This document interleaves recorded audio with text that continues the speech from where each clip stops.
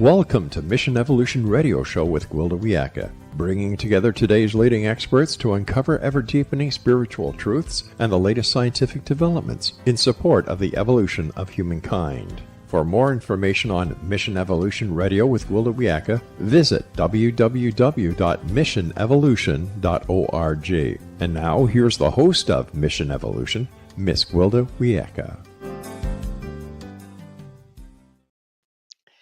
There is increasing evidence that the universe, including our reality, is multidimensional in nature. I have questions. Mission Evolution Radio TV show is coming to you around the world on the X1 Broadcast Network, xzbn.net. Barbara Hand Clow is joining us this hour to investigate the 9 dimensions and their evolutionary influence. Barbara is an internationally acclaimed astrologer, ceremonial teacher, Mayan Calendar researcher, and author of numerous books, including The Alchemy of 9 Dimensions, Activating the Full Spectrum of Consciousness. Barbara's partner and co-author, Gerry Clow, is a registered craniosacral therapist and board-certified polarity practitioner. For more than 3 decades, the couple have taught thousands of students worldwide how to navigate the 9 dimensions to lead fuller, more conscious lives. Barbara, thanks for joining us on Mission Evolution. Thank you, Gwilda, and it's great to be here again. Yes, it's always so fun to have you on. We never have enough time to cover everything. No, you're a lot of fun. It's so rich. Barbara, what brought you to studying dimensions, and how did you become aware of them? How did I become aware of the dimensions? Well, back in 1994, actually, I started realizing that I was like having tinnitus and all kinds of head problems and all that. And I started realizing that something was trying to reach me. So I surrendered, and I sat for about 3 or 4 hours in just a state of bliss with a beautiful icosahedral form kind of in front of my forehead that was radiating light. And I received a download. And then the problem was, it was scientific. It involved quantum mechanics. It involved string theory. It involved all kinds of complicated science, which I did not understand at the time. So I decided the only thing I could do was just channel the material, because I know that when one is in a channel state, your left brain, I don't understand this, and I get out of the way, and it just comes through. So I did 18 channeled sessions in the fall of 94 and into spring of 95. And I had them tape recorded. And then once it was done, and the interesting thing about it being done, it really was a download. This 18th session came, we were done. And this was with a group of people that I selected because they understood science and stuff like that and could ask the right questions, even though I didn't. It was interesting. And so then I turned it into a person who could transcribe it for me on a computer. And then once I got all of the 18 sessions transcribed, and then I was like ready to make it into a book, because that's what I was doing professionally for Bear & Company. And so I worked on it all summer and made it into a book, and it came out in the fall, and it was called The Pleiadian Agenda, A New Cosmology for the Age of Light. And it was a huge bestseller. It was just like Gerry and I were just overwhelmed. We were running Bear & Company, trying to raise our kids, 4 kids. And then we hit the bestseller. And so what I did was I just, the only way I could like understand what I had just brought in was to teach it. So I started teaching it. And Gerry, Barbara, where was the information coming from? Oh, it was clearly coming from the Pleiadians, and the being who brought the information through called herself Sacha. Okay. And she's quite a bit different than I am, which gives legitimacy to this, because she's just very saucy and kind of a difficult personality, actually. But she was just determined to get this information through. And then something really fascinating happened. I was the acquisitions editor at Bear, and I was getting about 10,000 queries a year or something like that I had to deal with. And I got 4 queries for the same information. Now, this is not New Age love and light. This is complicated material. And so I started to realize that at least 4 other people had received the same data. And so somehow there really was a download. And another interesting thing about it is when I did the channel sessions and brought the data in, it was exactly the same time when Edward Witten wrote his calculations for superstring theory. So the one thing, yeah, I know it is, because from the very beginning, I knew that superstring theory was behind this, and it was important. And we can talk about that because it's very interesting, actually. So, would you please define the dimensions as we'll be working with them today? Okay, the first dimension is the center of the Earth, which is an iron core crystal. The second dimension is the space between the iron core crystal and the core and the surface of the planet, and that's the realm of it's called the telluric realm, with all the magma and all the volcanic stuff and all that wonderful hot energy below the surface. And then we're on the surface in the third dimension, and the third dimension is linear space and time. It's just that simple. Then the fourth dimension is a collection of all of the thoughts of the humans living on planet Earth. So, is And that like the Akashic records? well, actually, the Akashic records seem to be in that iron core crystal. Oh, And this interesting. fourth dimensional realm is the collective mind. And and fourth dimensions and the second dimensions are actually pretty close to some of Jung's writings about the subconscious and unconscious mind. It's psychological. But the important thing about the fourth dimension is that it's all of our thoughts that are all connected, and it's what connects us. And so it's the part of our reality that's the most difficult for us, because it dualizes and splits into dark and light and positive and negative just by the very nature of the collective mind. And then once we get through the fourth dimension, we move into the fifth dimension, which is the realm of the heart, and it's the realm of unconditional love. And then when we move out of unconditional love, then we move into sacred geometry, which is the sixth dimension. And then the sixth dimension is created by sound coming from the universe. And I've always thought that was really interesting, because all of our sacred scriptures, like the Bible, they always say that the word created the world, the geometry. And so then beyond the seventh dimension, which is the realm of sound, we go into the eighth dimension, which is the realm of the divine mind, the light, and you could certainly refer to that as God. A lot of people do, and I'm comfortable with that. And then the ninth dimension is really interesting, because according to the Pleiadians, the ninth dimension is where time exists. And this is totally contrary to quantum mechanics and a lot of scientific theory. But the best way to understand it is to realize that the divine mind, just like any great creative thinker in the eighth dimension, is working with time in order to unfold evolution. And so the ninth dimension, actually, it took me years and years to figure out how the ninth dimension could be time. But now, after working with Carl Johann Kalaman, the author of a lot of books on the Mayan calendar, now I understand how time unfolds. So that's the 9 dimensions. And there still are higher dimensions beyond that. But the Pleiadians said at the time, when I channeled this material, that humans only had the ability to understand these 9 dimensions. So I can see that, because it's like the human mind, it can only conceive of so much, and what all of it is a lot larger than that. yeah, that's true. And then what's interesting is people are breaking into higher dimensions beyond these, which tells me that more dimensions are opening up. For example, a Canadian author wrote a book called The Realized Light of 12 Dimensions. His name is Joshua Reichman.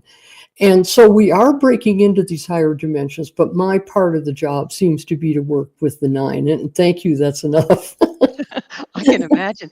So, are there an infinite number ultimately of dimensions? Well, some people, scientists say there's at least 26, but I think I do better on the first 9 than they do on any. I mean, I think the issue is, what do these mean to us? How do they affect us? How do we work with them? How can we use them? And that's really what I'm a real practical kind of person. That makes perfect sense as well, because it's lovely to have the theory of them, but if we can't bring the rubber to the pavement, Yeah. it's just an exercise in doing nothing, really, isn't it? Yeah, yeah, I know. And so when I went out and started teaching it, because the Pleiadian agenda came out, and I then had to teach that because that was the first part of this whole thing. So we're back to 1995. I'm teaching it. And the interesting thing about that was I didn't understand the higher dimensions, but I understood the lower dimensions really well. And so I was drawing in people who wanted to learn about the lower dimensions. Then they were teaching me about the higher dimensions. So by the time I got up to 2003, 2004, I realized that I had gathered enough information about all of these 9 dimensions in order to write Alchemy of 9 Dimensions, because Alchemy of 9 Dimensions is a scientific analysis of this data bank that got unloaded from the Pleiades back in 95. So that's where it comes from. That's that's mind bending, quite frankly. So it is time for us to take a commercial break. Mhm. Barbara and I will return very shortly. So don't you go away. This is Mission Evolution, www.missionevolution.org.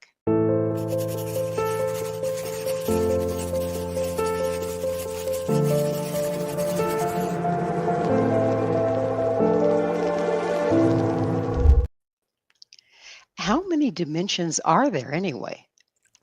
With us this hour discussing multidimensionality is the author of Alchemy of 9 Dimensions, Activating the Full Spectrum of Consciousness, Barbara Hand Clow. Her website, handclow2012.com. Barbara, we were talking about how many dimensions there are, and you've been working with the 9 pretty exclusively, but there's evidence that there's ones beyond that. But we were talking about, is it an infinite number of dimensions? Do you have any clue there? Well, as I said, now we've got another author who's going. The issue about this is, this isn't about mathematics. This isn't about theory. This is about how we experience things. Now, Okay. understanding like how those dimensions function and how you go, like in terms of science and physics and all that. Of course, I took a very good stab at how the whole thing works. But we don't actually really need that. We just need our own experiences. And so, for example, the 5th dimension, where we move beyond duality and polarization and dark and light, and we start to move into unity consciousness, which is the open heart. And the funny thing about this material and writing this book was I was tempted to not bother at all, because all you really need to do is get into the heart. But the Western mind, including my own, it tends to be complex and tends to be very intellectual, and it wants to understand like how do galaxies relate to us, and how does astrology we want to understand those things. And so the way we understand those things is through experience, like, for example, doing things like exploring our past lives, or exploring astrology. Or if you get into the 9th dimension, which is the dimension of time, when I finally fully understood it and started to really experience it myself, I experienced some states of cosmic bliss that are just indescribable. There's something about that place in our reality where evolution is bringing us forward that's very mystical and very, very intense. And I actually think that that's the crisis that we're up against right now. We're opening up to that. And I can tell you, from having opened up to it myself and experienced it so much, it's cosmic, it's light, it's bliss, it's heavenly. And it's very hard for people's physiology and their emotions and their bodies and everything to catch up with those kinds of accelerated frequencies. So it sounds like you're saying that we need to do processing on all levels to clear the facility in order to connect. Yeah. Is that how long does that take? It's an inside job, obviously, but how long It's does really that? different for everybody, but I can put one parameter in it that I think is very important. We have been stuck in the 4th dimension for a long time because of the way global politics works and the way finance works. We've been stuck in a lot of control through the collective mind. And as we start to open up, what's actually happening is we're actually starting to remember the past. It's really an interesting situation, because one of the things we're in the middle of right now is a mass awakening of a new understanding of archaeology and ancient history. And so in order to, now what we're talking about at this moment in time is I did an edition of Alchemy of Nine Dimensions in 2004. That came out, and then I taught it and all that. Then I did a revision of it in 2010, because the fourth dimension wasn't exactly right, and I wanted to correct it. And then we come up to 2024, 20 years later. And the question is, for a 20th anniversary edition, what was I going to be able to get into that was really new? And so one of the things I did in the book was I added material about the information that's flooding our reality right now, which is helping us to understand the past. And one of the things I found when I dug way into the deep past is that we seem to have been conscious on 9 levels of consciousness until about 12,000 years ago.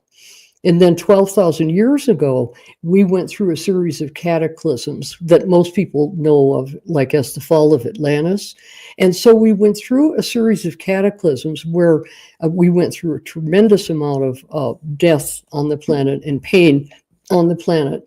And as a result of that period of time, we became a multi-traumatized species about 12,000 years ago. And this research actually comes from another book I wrote called Catastrophobia. So Barbara, if we're working with these dimensions, are there more available now for some reason or another? I know that you've studied the Mayan calendar, and there's a lot to be said there. Is there something cyclic going on that's actually making this available to the average person? Yeah, see, what's happening is, as this knowledge of the past, it has finally come forth again. We had a huge block on the truth about ancient history until about 1980, when things started to open up. This has been a long, slow opening, and I think people I really love, like Graham Hancock, who have given us such incredible information. And so as we've awakened, we have already discovered that we were once much more advanced than we are right now. And so as people start processing that idea that they actually contain, all of us contain cellular records and psychological memory records of being a much more developed and advanced species. And so the reason I've been teaching the material as much as I can is to help people have a way to understand how this awakening is working. So it's bombarding all of us on the planet, but is everybody awakening, or are there some people that are going the other direction as fast as they can? Well, there's a lot of people who are in resistance and in trauma. So when people, it's just like if somebody goes and recovers records of early childhood abuse or something. When you first go through the recovery of the memory of who you really are, there always is a lot of processing and a lot of psychological work. And that's why Gerry and I love working together, because he loves working with people one-on-one on the table. And then I love teaching in general. It's lovely to see a partnership work so beautifully. Yeah. I want to commend you on that in this day and age. Thank you. But you guys have worked together for how long? You've been doing this sort of thing and teaching. We celebrated our 50th anniversary last year. Oh, congratulations. So, and we've raised a family and everything, but we went right, I'm just trying to remember, we really started working together professionally when our youngest child went off to preschool, which was about 45 years ago, 40 years ago, say. So let's talk a little bit more about the cyclic happenings that are creating this opportunity for evolution. What exactly is going on? What exactly is going on with evolution? Okay. Well, I don't know, and I don't really think anybody does know, but I am an astrologer and I know a lot about timing. And we can tell by the planets in our solar system that our planet is going through a massive awakening. The most intense part of it is 2023 through 2027. And so we're in the middle of this now, and it's going to be very, very intense this spring because Saturn and Neptune are going to go into Aries. They're going to leave the sign Pisces, and this is going to be a very intense awakening. And so I do a lot of peace meditation because as we go through this, there's such a tendency for wars to be created and violence to rise to the surface. And all I think any of us can do is, first of all, help anybody if we can, but to be in the heart and to meditate with the people who are in such pain on this planet. And there's a lot of them, Oh. a lot of them. So, do you? Is astrologically this is time when it's fairly auspicious, if you will, Mhm. and each of us has a different horoscope. Is it affecting each of us in a different way? Yes, of course it does, because each of us has a different horoscope. But the other part I'd like to add to this is I started out by saying we don't really know exactly what's going on. Well, some of the best information that has come to us has been coming to us from our position in the galaxy. And apparently our solar system is in the middle of a zone within the galaxy itself, the Milky Way galaxy, which makes it possible for us to go through a mass awakening of consciousness. And so it's interesting to me as an Earth astrologer to see how these energies seem to be dovetailing. And for example, another really important book that came out this last year is called The Yuga Shift by a guy named, Bibhu Dev Misra. He's an Indian philosopher. It's a wonderful book. And he's dealing with the issue of the end of the Kali Yuga, which he claims is March 2025. Now, the Kali Yuga is part of a 26,000 year cycle. So again, astrology is starting to dovetail with these more galactic levels where we're focusing more and more on this particular period of time. And that's why everybody's struggling so much. It's just too much. It's way too much for me. And then imagine, people who just don't have any idea what's going on. It's intense. We're just about time to take a station break, but let's begin. We'll probably end up finishing on the other side. What are the symptoms that somebody, everybody's undergoing this somehow, but what are the symptoms that a lot of people are having that they may not recognize? Boy, they're really bad. There's a lot of people are having a lot of gastrointestinal issues, stomach issues, and colon issues and stuff like that. And then let's throw in solar flares, because solar flares are very activated, and solar flares are part of human activation on the Earth. It's part of our change cycle on the planet itself. So we're being affected by intense electromagnetic energy, which is making us nervous. A lot of people are having a lot of trouble sleeping. And the only thing that I can do is just continue to try to keep my head straight and maintain a sense of what might be happening. And then most importantly, getting out into nature. Nature is soothing on this planet regardless of all this stuff. It is that magical moment. We're going to take another station break. Barbara and I will be right back to continue this discussion. So you stay right there. This is Mission Evolution, www.missionevolution.org.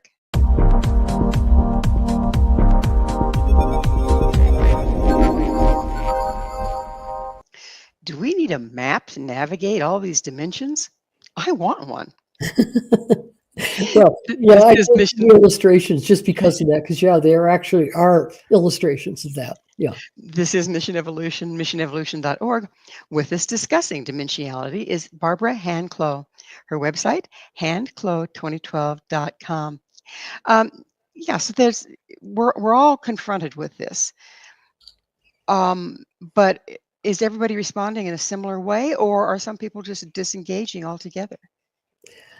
I don't think it's possible to disengage in it because what this is all about is conscious awakening, and everybody's got to do it in their own way. And by the way, Gwilda, I do think when people start to recognize that there actually is a process going on here and that they're not just completely nuts, that's kind of the first step. That actually helps a lot. That is a cue, isn't it? Because a lot of the things I've been experiencing, if I didn't have the knowledge base I do, I'm going, take me away and lock me up, Yeah, right. It's time immediately. Right now, yesterday. Time seems to be compressing. Is this part of the phenomenon as well? Yeah, boy, that I'm finding the time distortions really peculiar. Like one day you feel okay and you're kind of there and you're kind of up. Then the next day you're a complete basket case. Are you experiencing the same thing? You know, Oh yes. not every day, and all Yeah. that, everything A like that. lot of a lot of my clients are too. That's why I brought Yes, it the up. clients. Yeah. Certainly, therapists are very busy right now. Unfortunately, this is a collective awakening, and most therapists are very aware of what's going on. They know what the symptoms are. They know how to help people with it, and that's exactly what they're doing. And speaking of therapy and all that, another thing that really can help is acupuncture, because acupuncture keeps all of this the electrical nervous systems of your body balanced. And so if people are having too much of a hard time with the energy, I do recommend acupuncture. And then I also wrote a whole book about this called Astrology and the Awakening of Does does does Kundalini. this increased frequency, is it starting to shake loose our patterns as well? Like things that we've lived with and not really known all of a sudden coming to the fore? I didn't understand. Okay. So as we're being bombarded, if you will, by Mhm. increased frequency from the solar flares, from where we are in the galaxy, um, is this putting pressure on all our unprocessed places? And is that part of the crazy we're experiencing? Yeah, definitely. I don't know exactly what to say about that. But I just think now I'm very mental, I'll admit it. And I do find that if I have some kind of at least a skeletal structure for how this is working through time, I mean, for example, now I'm really lucky to be a teacher. And so during this particular promotion phase of the 20th anniversary phase, I've been being interviewed by a lot of people in their 20s. And Gwilda, That sounds they are so up to speed. I mean, they have already, I know that we're getting someplace by judging how people are as we go down through age. And so I'm very, very encouraged by seeing so many people so totally aware beyond when I go back 40 years ago compared to that time. You know, I'm sure you're noticing the same thing. Yeah. you know, the young ones are amazing. The younger, the more amazing, you know. And you look Yeah. at your grandkids and you're going, "Oh my goodness, you can do that," and I can't even figure it out. So yeah, it's. Do you think that they came in the young ones that are really on top of this information? Do you think Mhm. they were born in a different? Obviously, they were born in a different time than we are, but do you think that had something to do with it, the frequency that was available at the time of their birth? That's right. What happens is when they were born, the frequencies were already more advanced than they were when we were born. So generally speaking, what I'm noticing is like I've been a teacher and I'm 81 years old, and I've been a teacher and I know a lot of other teachers, and we could only go just so fast because we had come from a certain point and we had so many things to work through. But now that we've worked through a lot of those blocks and locks on reality, the people who are a lot younger than us just don't have that, you know, and so that's certainly a sign that something really positive is going on. It sounds like it, nature knows what it's doing. It gave them the elders Mhm. from the lower frequency time, kind of like to stabilize this transition. Is that what we have the opportunity of doing as elders? Well, what we've got on our side is a lot of experience. And so some of the younger people that I talk to, that I do interviews with, also really value my experience because they know that they would not be where they are at this point if they hadn't had some of us breaking through a very hard reality 40 or 50 years ago. So you brought up the chakras and acupuncture and all this stuff. Does the electromagnetic system that is our body, is that having to upgrade to clear to be able to bring this frequency through our bodies into the world? This is a great question, and you're the first person who's actually asking it in exactly that way. I think the upgrades that we're experiencing electromagnetically right now, which are very difficult, they're also related to solar flares. We had a solar flare in May where I had to go to bed. I just had to go back to bed at 9 in the morning. I stayed in bed till 2. I couldn't even move. Hmm. So I think what's going on, Gwilda, because I'm really an optimist, we are dealing with a tremendous amount of electromagnetic pollution because of cell towers and cell phones and all those things in our reality. Everybody knows it, but people feel like they don't have any choice but to use that type of technology. And I think these energy upgrades are happening to us so that the technology will not take us down, because there's a certain point, like how much can a body take? And so I think we should also be grateful for these upgrades, because they're taking us into a place where we're going to probably be beyond those problems. That would be lovely. Yeah. The pressure that's being put on our physical bodies, um, is that pressure coming from within? In other words, the places that we aren't in alignment with ourselves?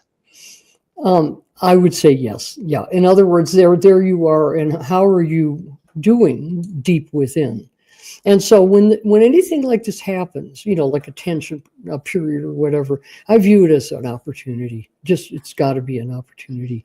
And if you view it that way, you could get a lot further with it. Yes, the mind has ways of doing things that we don't really recognize even. Yeah. Um, so are the dimensions and our relationship to them also evolving? Yes, definitely evolving through time. But the other thing I was going to say is that in the 20th anniversary edition, I just decided to cover some things that have been discovered since the earlier editions came out that are proof for the material that I downloaded. And so I described the Blue Brain Project, which is a project that's going on in artificial intelligence and stuff like that. And what scientists are discovering right now, and some of this material is now available through the Blue Brain Project, they've discovered that our minds function according to 9 to 11 dimensions.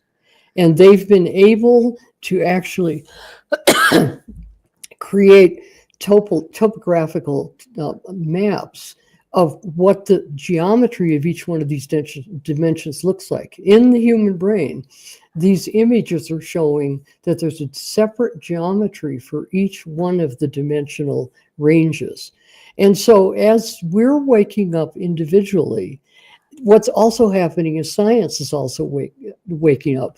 But that's an interesting situation, because science is so heavily structured on secrecy, profit, and money and control, that the public doesn't always get some of this information. So I went ahead and presented some of that information because I think it's terribly important.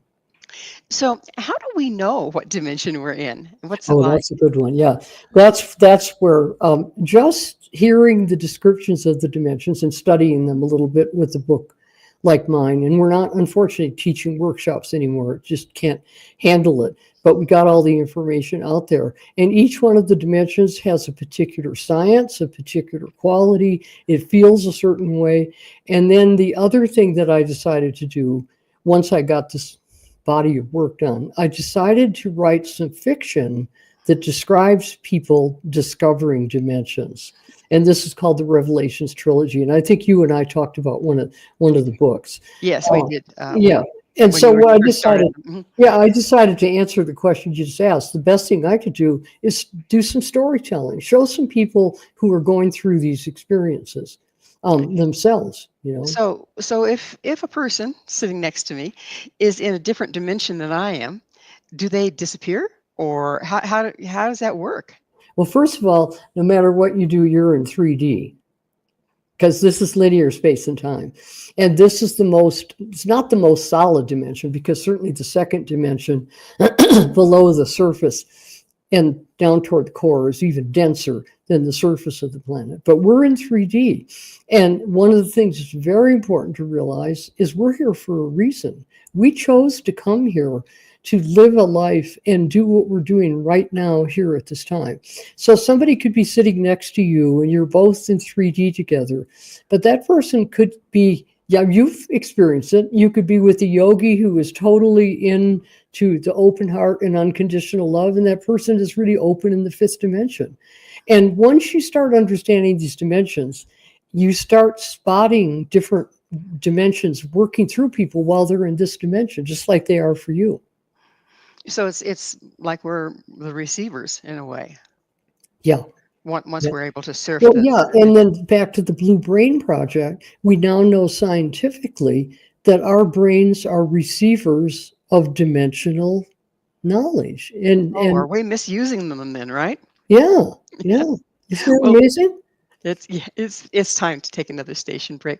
Barbara and I will delve deeper into mastering dimensions on the other side of this commercial break. This is Mission Evolution, www.missionevolution.org.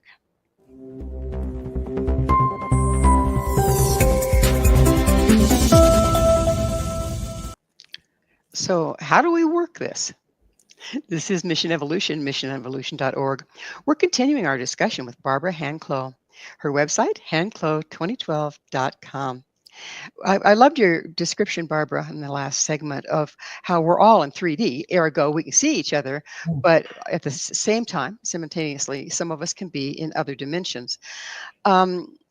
Is a lot of this spontaneous? And if it is, how can we make it more conscious so we can work this? Well, a good example is what the fourth dimension does to us. Now, this is this emotional realm. It's not physical, where we're polarized between dark and light or good and evil, you name it. And what happens with that realm is it creates a lot of psychological issues. It creates a lot of stress. And the ideal thing to do with that dimension is to learn how to develop the full spectrum of an issue. So let's say the person is struggling with the pain over what's going on in Gaza, and they're trying to figure out, like, are they against the Israelis? Are they against the Hamas? And and you're going back and forth, and who did this, and what happened, and what are they doing, and all that. And if you can open up yourself to the full spectrum of an issue, where you can see the dark and light of it, then you start to understand that whenever something happens in the light, there's a corresponding balance with the dark side. And that is one of the most difficult parts of being a human. The fourth dimension is by far the most difficult dimension for us. But when you're able to open yourself up to the full spectrum of an issue and see it from many points of view, a lot of the blockage and a lot of the stress does dissipate. So that's what therapy is about, actually. What happens in a therapeutic session, and the illustrations in this book use a lot of like illustrations of therapeutic sessions, because when we go to a session with somebody, what's happening is they're helping us to broaden that spectrum of the dark and the light so that we can find our way into the open heart. It sounds like each dimension kind of has its own reality, its own set of rules. Are they anything That's like true. third dimension, or how can we tell? No, it's true. And so therefore I described in detail those kinds of characteristics. And so the interesting thing about the third dimension, which is where we live, is that the access to the higher dimensions has a lot to do with opening the heart and with getting in touch with geometry and with some fairly complex levels of consciousness. And so one of the ways we do that in the third dimension, and of course I'm part Cherokee, so I'm indigenous, we need to keep track of the directions, because the directions, while we're living on the planet, each one of the directions has a certain quality. And if we're sensitive to that, we locate ourselves much more solidly in 3D. Because see, the idea is to really be grounded in your body in the third dimension. And then you field the fourth dimension with your mind and emotions. So when we're clearing up and making ourselves more available to receive this information, what about interpretation? Does a lot of it come through in metaphor, and we have to interpret it? That's where the fourth dimension is a lot of fun, because as we start to navigate it better than just being stuck in this is bad and this is good and that's an enemy and that's if you get yourself out of that. And when you start to move into the more subtle levels, you start to move into mythology, because mythology is just a whole fourth dimensional creative dance. And people in indigenous magical cultures are in touch with a lot of those levels because they've learned from experience to keep people from being trapped in between dark and light. You need to start doing ceremony. You need to dance. You need to play.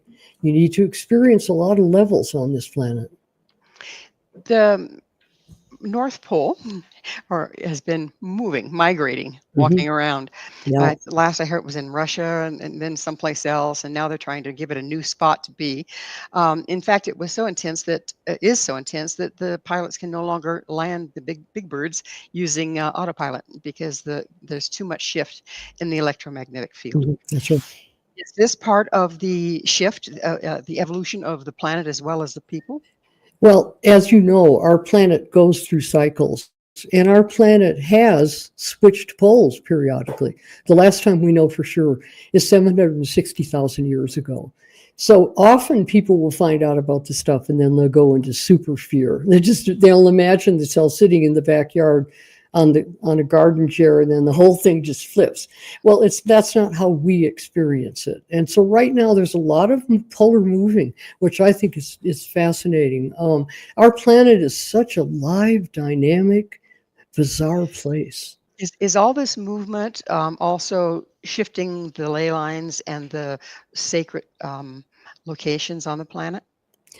That's a really hard question to answer, because the only way that we could really know that would be if the planet kind of shifted into, let's say the planet shifted into the same place it was in 8,000 years ago when they built all these incredible megalithic sites, and they built all of those megalithic sites like Stonehenge and the dolmens and everything. They built those to anchor the higher energetic forces in our reality into this planet. And so those places still have a lot of energy. I love going to sacred sites and feeling the energy there. But I strongly suspect that the energy was probably stronger when they were built. So it's changing all the time. Well, nothing is consistent but change, is it? Barbara, it's that time in the show when I get to ask you, what's your mission? Oh, my mission is to open 9 dimensions of consciousness. And I got my reward when I did the research for this book, because I was able to go into some research work in Romania that's been going on that has to do with sacred sites in Romania. And I discovered proof that around 11,000 years ago, people were doing 9-dimensional ceremonies. Now, this came from being able to read some information about a time machine that has been discovered under Romania. And when one of the researchers went back 8,000 or 9,000 in Romania, because he was curious about his country, what he discovered was a bunch of people doing a ceremony. And I read those 2 pages of this man's book. The author is Radu Sinemar. And I read those 2 pages because he was describing a ceremony 8,000 to 9,000 years ago that Gerry and I had been doing for 20 years. Fascinating. Yeah. And I understand that ceremony and ritual is an important part of climbing that ladder of dimensionality. But then there's the appropriation issue. So where do we find these ceremonies that we aren't appropriating native practices, but we're using the same principles? Yeah. Well, the other thing I did in the books is I had a gradually growing way of describing how to teach it yourself. And in this 20th anniversary edition, plus on my website, all the information that is there about how to teach yourself. The reason that isn't all that difficult is I've discovered evidence that we've been doing this for at least 100,000 years. So basically we're wired for it. Yeah, and the Paleolithic era.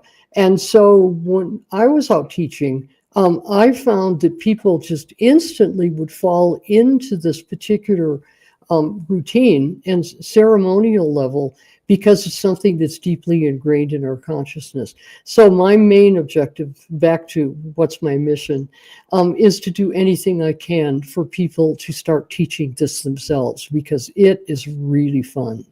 And it will awaken you and your neighbors and friends and all that.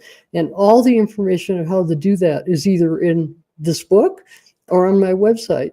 So if we're consciously navigating the dimensions. Mhm. Does that change our resonance? And if so, does it provide a quality of resonance that, if we aren't doing it, isn't present for other people? No, all it does for you individually is it just opens you up to all kinds of levels that you've always sensed were there. You've been reading books for years trying to figure out how to experience or feel this or that. And as you open the dimensions, that information just starts naturally flowing to you. And what it does, it greatly increases synchronicity.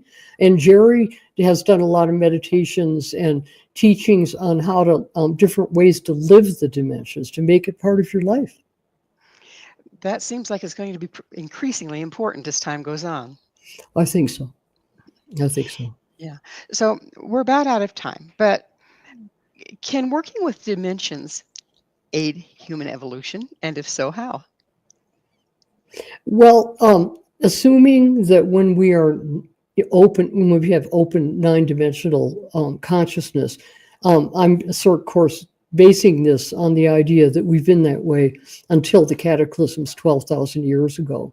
Then what's happening is the natural evolution that should be going on with us is occurring. Our evolution has been very, very distorted by being a multi-traumatized species. And like right now, we're having to go through so much work to try to uncover the truth about some of the abuses that are going on so that we can stop them. There's a lot of work to go through. It is a lot of work. Yeah, Well, Barbara, time always flies when we're talking, but we are out of it. Would you come on our show again, I hope? I'd love to. Oh, It's sure. always so much fun to It's so work with much you. fun. Well, Yeah. thanks so much for coming on this time. And thank you for having me. Our guest this hour has been Barbara Hand Clow, an internationally acclaimed astrologer, ceremonial teacher, and author of fiction and nonfiction. Her website, handclow2012.com. This has been Mission Evolution, missionevolution.org. For more information or to enjoy past archived episodes, visit missionevolution.org. And please be sure to join us right here next time. This mission will continue, bringing information, resources, and support to our rapidly evolving world.